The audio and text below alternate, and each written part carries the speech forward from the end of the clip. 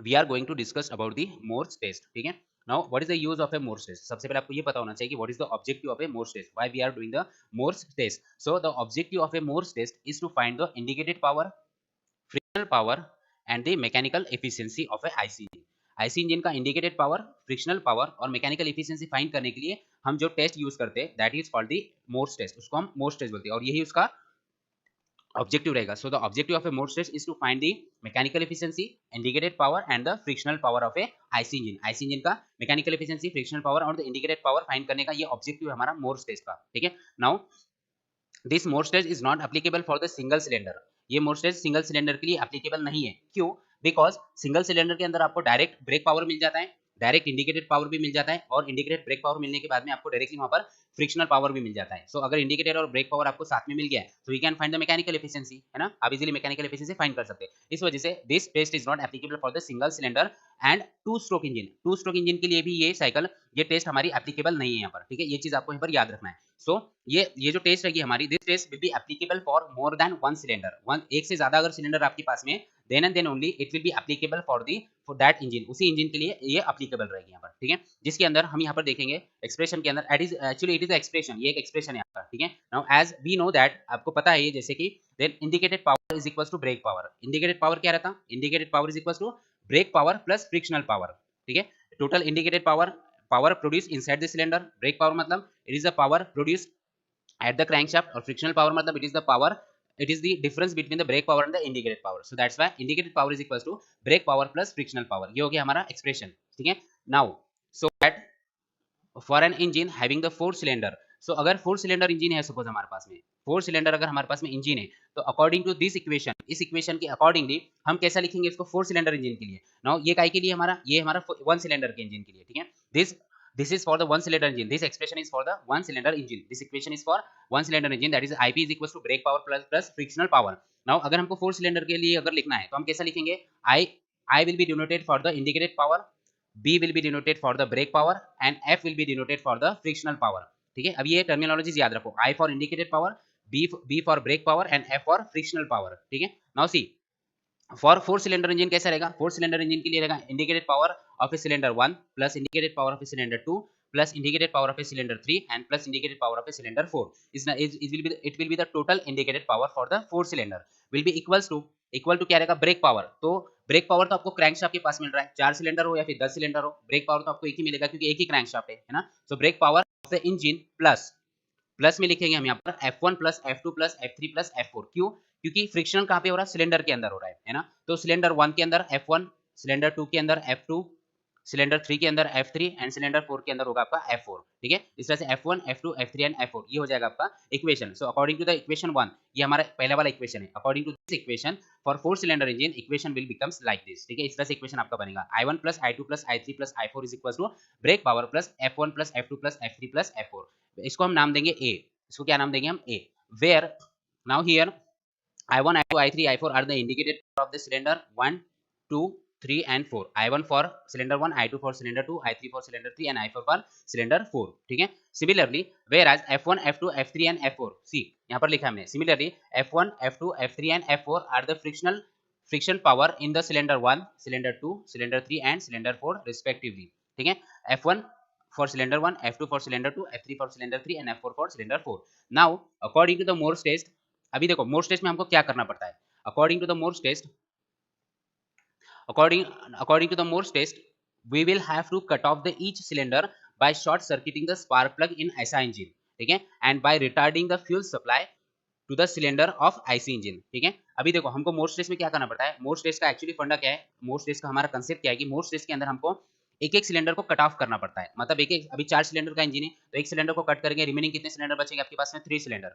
Then second वाले cylinder को cut करेंगे तो रिमेनिंग 3 सिलेंडर बचेंगे। देन वापस से थर्ड वाला सिलेंडर कट करेंगे तो वापस 3 सिलेंडर रिमेनिंग बचेंगे हमारे पास में, और 4 नंबर का सिलेंडर हम कट ऑफ करेंगे तो रिमेनिंग 3 सिलेंडर बचेंगे आपके पास में यहाँ पर। ठीक है, सो अब उसको कट ऑफ कैसा करेंगे हम? अगर हमारा पेट्रोल इंजन है तो हम स्पार्क प्लग को शॉर्ट सर्किटिंग कर देंगे। अगर हमने स्पार्क प्लग शॉर्ट सर्किट कर दिया, इसका मतलब उसके अंदर कंबशन होगा क्या? नहीं होगा कंबशन, बट फ्रिक्शन होगा उसके अंदर, क्योंकि क्रैंकशाफ्ट रोटेट होगी तो पिस्टन हमारा top dead PDC to BDC travel होता रहेगा। ठीक है, तो इस तरह से फ्रिक्शन होगा, बट इंडिकेटेड पावर जनरेट होगी कि उसके अंदर नहीं होगी। ठीक है, सिमिलरली अगर हमारा पेट्रोल इंजन है तो पेट्रोल इंजन में हम क्या, सॉरी डीजल इंजन है सपोज हमारा, तो हम डीजल इंजन में क्या करेंगे, हम डीजल इंजन में जो हमारा फ्यूल इंजेक्टर रहेगा तो फ्यूल इंजेक्टर का सप्लाई हम बंद कर देंगे यहाँ पर, ठीक है, supply to the engine in a CI engine के अंदर हम क्या करेंगे, जो फ्यूल इंजेक्टर का सप्लाई है वो बंद कर देंगे, मतलब आपके सिलेंडर के अंदर कंबशन होगा क्या, नहीं होगा, उस सिलेंडर के अंदर जिसको हमने कट ऑफ किया है, ठीक है, तो इस तरह से हम सिलेंडर को कट ऑफ करेंगे। तो for example as we cut off the cylinder one, जैसे कि फॉर एग्जाम्पल 4 सिलेंडर इंजन है और हमने सिलेंडर वन कट ऑफ कर दिया है, तो अगर हमने सिलेंडर वन कट ऑफ किया है तो इक्वेशन वन के हिसाब से हमको इंडिकेटेड पावर क्या मिलेगा, indicated power will be the I2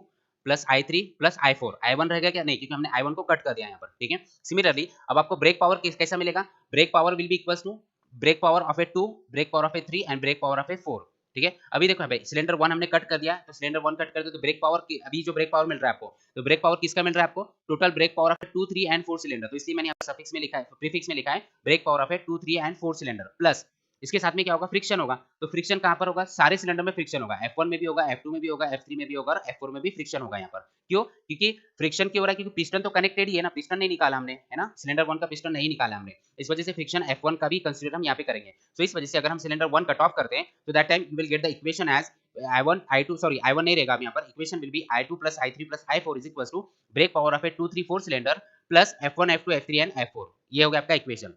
अब इस इक्वेशन को हम नाम देंगे इक्वेशन नंबर 1, ये आपका हो गया इक्वेशन नंबर 1। नाउ सिमिलरली अब हम क्या करेंगे, similarly cut off the each cylinder, अब हम वन बाय वन बाकी सिलेंडर भी कट करेंगे, मतलब अभी हमने A1 कट किया था, सिलेंडर 1 कट किया था, अब सिलेंडर 2 कट करेंगे, सिलेंडर 3 कट करेंगे और सिलेंडर 4 कट करेंगे। So when you cut the cylinder 2, जब आप सिलेंडर 2 कट करते हो तो देखो यहाँ पर आपको I2 I1 I2 मिलेगा क्या, नहीं मिलेगा, यहाँ पर आपको क्या मिलेगा, I1 I3 एंड I4 तीनों का एडिशन रहेगा is equal to brake power of 1, 3 and 4, 2 रहेगा क्या यहाँ पर, नहीं, plus F1 F2 F3 and F4, ये चारों भी एज इट इज रहेंगे हर जगह पर, आप कौन सा भी सिलेंडर यहाँ से कट करो, ये होगा आपका equation number 2। Similarly if you cut off the cylinder 3, अगर आप सिलेंडर 3 कट करते हो you will get this kind of equation I1 plus I2 plus I4 where and brake power is equal to brake power 1 to 4 plus frictional power as it is, आपको frictional power as it is मिलेगा, जिसको हम 2 equation, जिसको हम 3 equation नाम देंगे, this is equation 3, this is equation 2 and this is equation 1। Now last में हम क्या करेंगे, सिलेंडर 4 को कट ऑफ करेंगे हम यहाँ पर। So if you cut the cylinder 4 so you will get the indicated power I1 plus I2 plus I3 is equal to brake power मिलेगा आपको, brake power of 1, 2 and 3 cylinder plus frictional power आपका as it is रहेगा, जिसको हम नाम क्या देंगे, तो equation number 4। Now you have the equation number 1, 2, 3 and 4, आपको इक्वेशन नंबर 1, 2, 3, 4 मिल गया यहाँ पर, ठीक है। नाउ इसके बाद में नेक्स्ट देखो, अभी इसके बाद में क्या होगा, सी अब हमारे पास में now to find the indicated power of each cylinder, अभी देखो अब हमने क्या किया, सबके इंडिकेटेड पावर फाइंड करके रखे, हमने पहले तो इंडिकेटेड पावर टोटल फाइंड किया, टोटल इंडिकेटेड पावर फाइंड करने के बाद में हर एक सिलेंडर को कट किया, और कट करने के बाद में हर एक सिलेंडर को हमने कट किया और कट करने के बाद में उसका इक्वेशन बनाया। अब हमको क्या करना है, हर एक सिलेंडर का separate separate indicated power find करना है।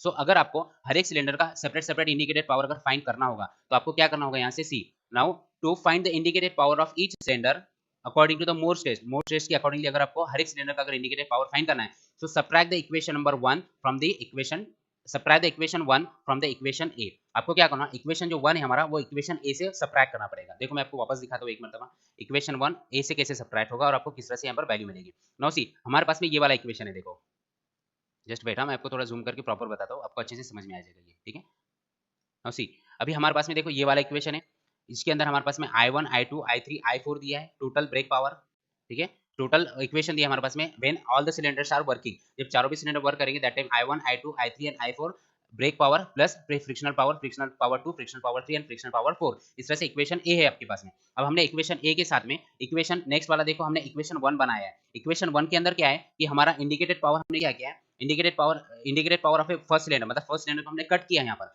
अब यहाँ पर I1 है कि हमारे पास में नहीं है, अगर हम सेम इक्वेशन इंडिकेट, अगर ये इक्वेशन को अगर हम इस इक्वेशन से सबट्रैक्ट कर दें, इक्वेशन 1 को अगर हम इक्वेशन ए से सबट्रैक्ट करते हैं, कौन सा, ये वाला इक्वेशन हमारा, इस इक्वेशन को अगर इस इक्वेशन से अगर हम सबट्रैक्ट करेंगे सो you will get the indicated power, आपको इंडिकेटेड पावर यहाँ पर मिलेगा, क्योंकि इसके अंदर इंडिकेटेड पावर कहीं पर भी नहीं है, इसके अंदर इंडिकेटेड पावर है तो आपको ये माइनस करना पड़ेगा पूरा, है ना। तो इक्वेशन ए से हम इक्वेशन 1 अगर माइनस करते हैं तो आपको indicated power for the cylinder 1 मिलेगा यहाँ पर, ठीक है, indicated power for the cylinder 1 आपको यहाँ पर मिलेगा। तो किस तरह से मिलेगा आप एक मतलब कैलकुलेशन करके देखो, आपको इजीली समझ में आ जाएगा। अब यहाँ पर देखो similarly if you subtract the equation 1 from the equation A, अगर इक्वेशन 1 को इक्वेशन ए से अगर सबट्रैक्ट करते हैं so you will get I1 is equals to brake power of engine, अब आपको क्या मिलेगा, brake power of engine minus brake power of 2, 3 and 4 cylinder. अभी F1 F2 F3 F4 minus हो जाएगा यहाँ से, क्यों, क्योंकि उधर भी सेम था और इधर भी सेम था, इक्वेशन ए में भी और इक्वेशन 1 में भी दोनों भी सेम था। इस वजह से indicated power sorry frictional power अपना यहाँ पे कट हो जाएगा, आपको मिलेगा brake power of engine actual total engine का and minus brake power of 2, 3 and 4 cylinder.